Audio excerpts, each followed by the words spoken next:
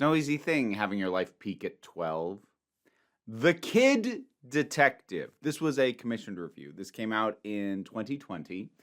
And this, I think the easiest way to pitch this is if Encyclopedia Brown had his life take the path of most gifted young people, which is to burn out under the weight of expectations placed upon them by both society and themselves, and then to not be able to form into a full adult as a result.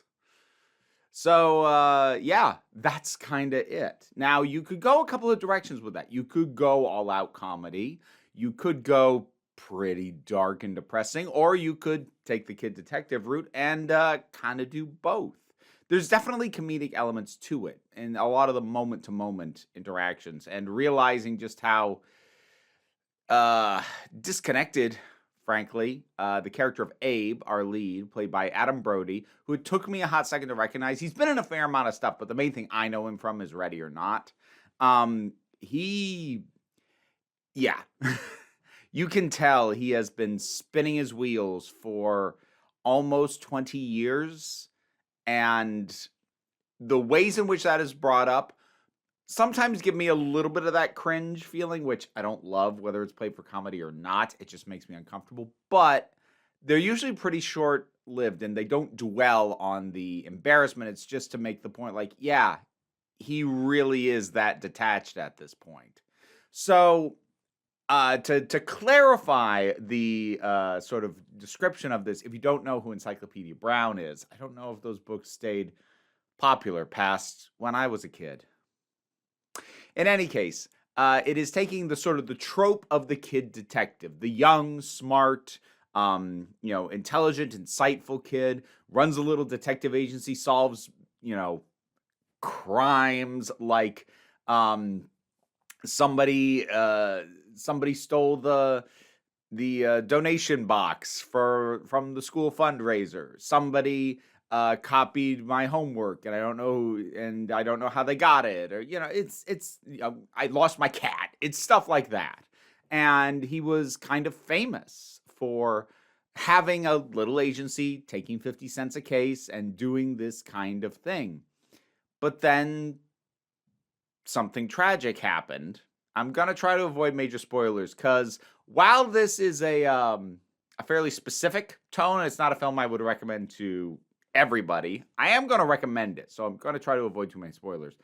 But yes, something happened that kind of shut the whole thing down. It took the wind out of the sails of, well, the very idea of a young kid helping keep a town clean with small, tiny little things. Suddenly, that didn't help anymore. That didn't matter anymore.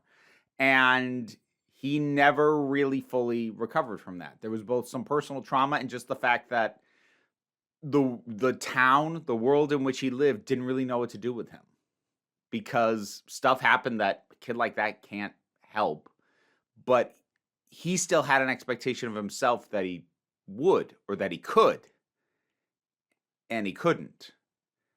And he's actually still doing this. He's still taking cases. He's in his 30s, still taking cases about finding out whether or not a kid lied about having done spring training with a professional baseball team and nonsense like that, because he doesn't know what else to do.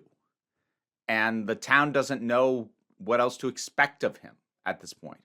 People as a whole seem to be disappointed that he never grew up, that he never became more, but they now really kind of don't expect him to either, and he doesn't know how.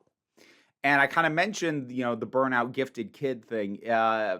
If you're not aware, I don't know. This is a general phenomenon that I'm definitely aware of. I don't know if it has an official name, but burnout gifted kid syndrome is very much a thing. If you either yourself or knew anyone who was sort of marked out as the gifted kid, the one who, either got all A's or seemed to have like 5 hobbies and was better at them than people who focused in on only one of those given things at any time. They were a champion at chess, and they could do this crazy crafting sort of stuff, and they could solve all these brain teasers. They were doing high level math and all that stuff. You ever check in on those people as adults?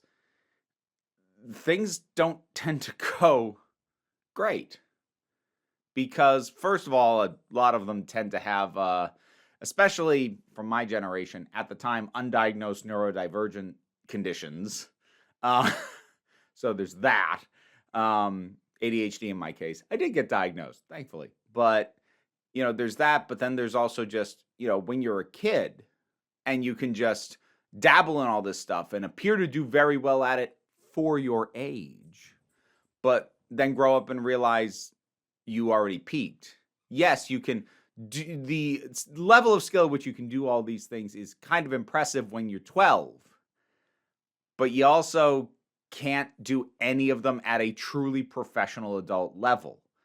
And so suddenly what seemed like a cute, almost parlor trick as a child suddenly becomes a, what the hell are you doing with your life once you're in your 30s?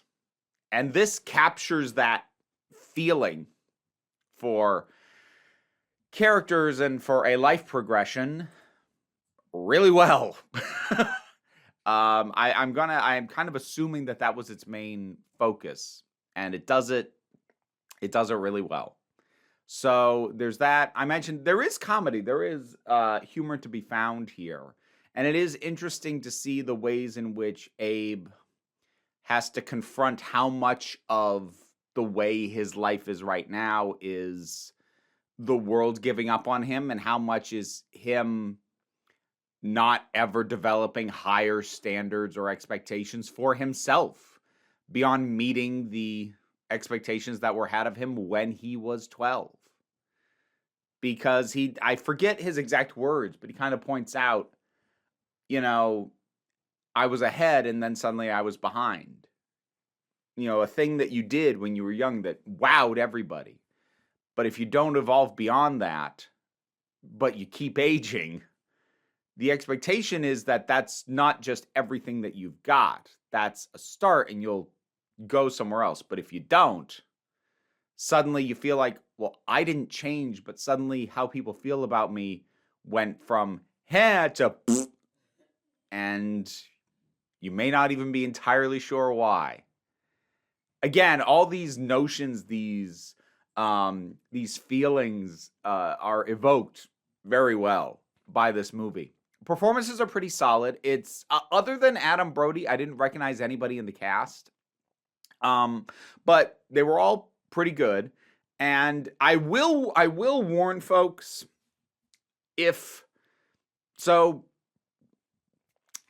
the theming that it's doing, it does get a bit dark. And actually, in specific, in regards to the case that he's working on here, because what kind of kicks the whole thing off is he is actually hired to help investigate a murder. So the kid detective, yes, as an adult, but who's only ever done kid detective cases, is brought on board for a murder. And the answers regarding that do get dark. Now, it's more conceptually dark than viscerally dark. So, to put it another way, you have sort of the classic mystery thing where once it is figured out what is going on and who is responsible, there is sort of a bit of a confessional scene or confront them with what they did scene where it's laid out exactly what it was that happened. And so it is stuff that is talked about and not depicted, but it is dark and it is uncomfortable. And given the subject matter of some of the places where this goes, it should be. But again, it is sort of intellectually and descriptively dark, but not viscerally dark. It doesn't turn into Seven out of nowhere or anything like that. But it goes some dark places. But it's a really interesting balance of elements, and it keeps its eye very well focused on its main themes of, what happens to the burnt out gifted kids when they don't know how to navigate the world and the world has given up on waiting for them to figure it out. That's where its focus is, and it handles that quite well. So The Kid Detective, this was a really interesting one. I debated whether or not to have a spoiler section because there are things I could talk about that are flat out more spoilery. I'm going to not in this case because it's such an underseen film that I feel like most people wouldn't benefit from my having said that other than to just have the thing spoiled for them. Here's what I'll say. If you have seen it and you want to talk spoilers in it, put in all caps at the start of your comment, spoilers down in the comments, and then what it is you want to talk about or what you want my opinion on, and I will give you my spoiler opinions, but I'm not going to put it in the video in this case. But yeah, this was an interesting one, and I'm glad I saw it. Have you seen it, or have you seen any other film that sort of evoked this sort of similar things? I've heard Young Adult did something similar. I never got around to seeing that one. But anything else that you think evokes the sort of thing that I've talked about, I'd love to hear about it. And whatever other thoughts you want to share, drop them down in the comments. Let's talk about it. Patreon is how I was commissioned to take a look at this film. And there are other tiers of support besides actually just throwing money at me to take a look at things. Support gets you some kind of reward at every tier, but don't worry too much about it. There's other things that I do down in the description, but even beyond that, just the like, share, subscribe, they help me out. Don't worry too much about it, though. We take a relaxed attitude around here so you can come on back next time you need a break.